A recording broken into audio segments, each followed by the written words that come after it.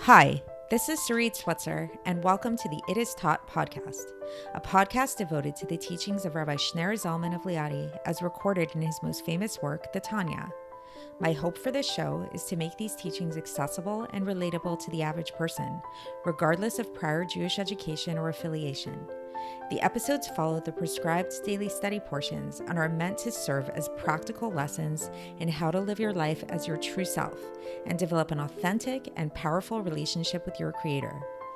I have personally experienced the effects the study of this work has had on me, and I'm excited to share what I can of this knowledge with you. So please join me on this journey of learning, self-growth, and connection with your source.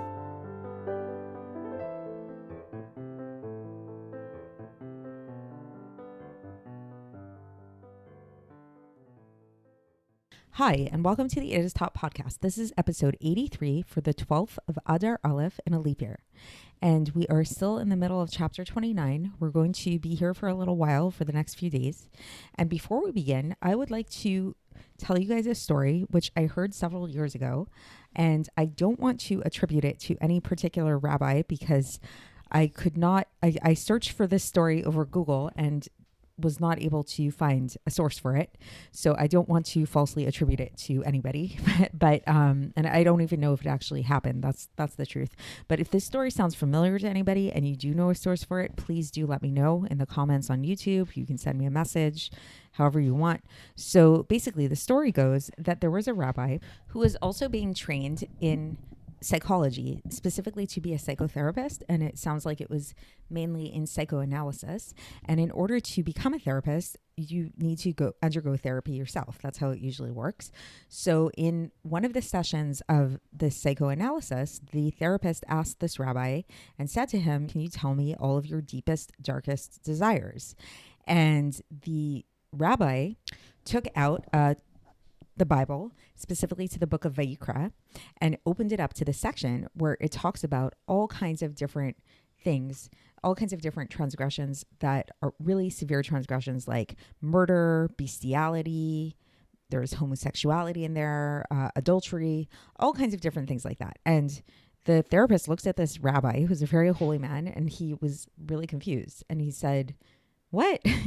He said, this is extremely unexpected. You want to tell me that you have desires for bestiality, for murder? Like, what?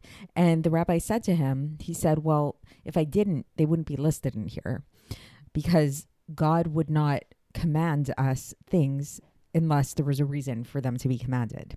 So whether this story is true or not, again, I don't know. I don't know its source or where it came from. There is truth to the story in the sense, and this is what we're going to be learning about today, that whether revealed or not, when we recognize the fact that as a Beinoni or as somebody striving to be a Beinoni, as we've been learning, your true self-identification is actually with your animal soul. This is something that we need to become very, very conscious of and never get too comfortable with just letting ourselves like go with the flow or just being our true self and authentic self as is often celebrated in today's modern age. This actually is a very dangerous path to go by, to indulge in every impulse and every desire that we have, because it could eventually lead us down really scary and dangerous paths. So this is what we are going to talk about today in the Tanya, and about how even if a person at this moment may not feel a desire for murder or adultery or bestiality or things like that, or stealing or whatever these things are, whatever was listed in that book and whatever God forbids us from doing, like right now we might feel horrified by those kind of things. If we don't keep our animal in check somewhat, there's really no limit to where the animal soul can take us, which is a very scary thought to think about, but it's something that is good to be aware of. So it's, again, to bring back the 12 steps, which I've talked about before. I've mentioned how a friend of mine is in the 12-step program for an addiction. And she has told me that even though at this point she's been doing it for years and years and years, and she no longer craves her addiction, like whatever it is that she's addicted to. However, she still recognizes that it is extremely important for her to continue to work the 12 steps day after day after day, and never just let herself be too comfortable, because she recognizes that at any moment she can fall. And at any moment, these tendencies that she has are still there. So she may not be an active addict anymore, but the tendencies are there. And on some level, this is really true for all of us, that we are meant to live a very active life. And if we don't stay active, it's, it's kind of like people give that analogy of like being on an escalator, is like, if we don't keep walking up that escalator, we're going to go down. And that's just the nature of reality. And it's just the nature of how God created us. So let's get into the text and see how the Alter Rebbe explains it. So the Alter Rebbe says that with this, so meaning leaving off from last time, we learned about this idea of, we contrasted the identity of the Beinoni with the identity of the Tzaddik. So we said that we came to understand through looking at Hillel the elder and how he really identified first and foremost with his godly soul, and that it was actually a chore for him to eat. So tzaddikim, their true identity and self-identification is with the godly soul. However, for most of us, for the Beinonim, and for those striving to be a Beinoni, their self-identity is with the animal soul. And as such, this is where we begin today, he is very far from God with the utmost distance, because the power of desire that is in his animal soul could also come to desire all kinds of forbidden things that are against the will of God. Even if he doesn't actually desire to do them in actuality, for real, God forbid, just they're not totally disgusting for him in a real way, like with tzaddikim, for example. You can think about this also in terms of like fantasies. Sometimes people are married and then they're at work and they fantasize about being with somebody else, even though they would never actually act on it. Even the mere act of having this kind of fantasy or having this impulse goes to show that their animal soul is really, really strong within them. And so now get back to the text. So now the Alter Rebbe says that with this, the fact that these desires that we have are so strong and alive and well within us, this makes the person worse and lower and more lowly than all of the animals, the impure animals and the insects and reptiles, as we spoke about previously. So this was a few episodes ago.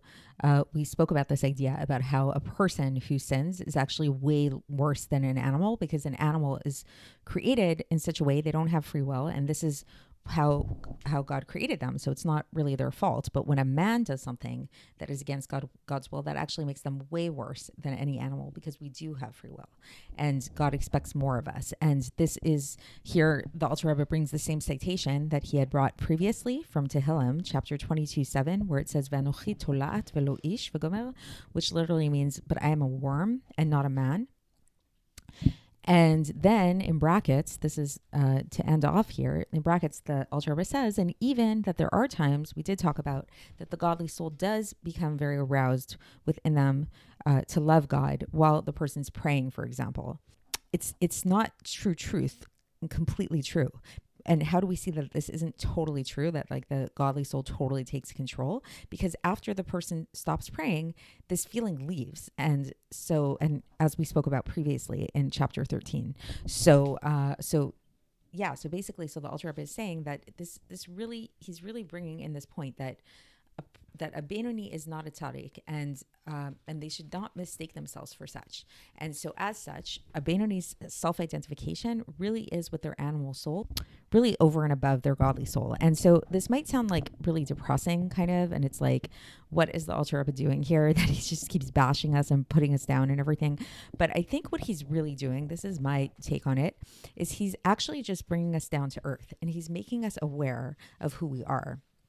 And to not have this kind of like holier than thou self-righteousness about us, and not to get too comfortable with our state of affairs. And I think it is something that's very important to recognize. And this is what the Alter Rebbe is kind of teaching us, that in order to grow as people and in order to become close to God, we need to recognize our flaws. We need to recognize our limitations. We need to recognize our inherent foibles and tendencies and the evil that, while we may not be acting on right now, we are actually capable of doing. And that itself, having that awareness, is actually what's going to keep us in check and or help us keep us in check. So that is the end of this section, and we are going to continue along these lines tomorrow when we keep going with this chapter, and I will speak to you then.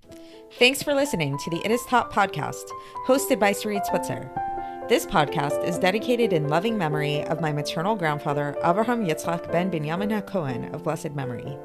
Music by Shoshana. If you enjoyed this episode and would like to support the show, please share it with others and subscribe on YouTube, Apple iTunes, Spotify, or wherever you listen to podcasts. And make sure to leave us a 5-star review.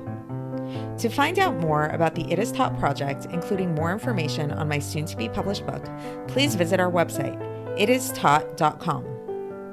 To catch the latest from me, follow me on Facebook, Instagram, and Twitter. Looking forward to speaking with you tomorrow, and until then, have a great day.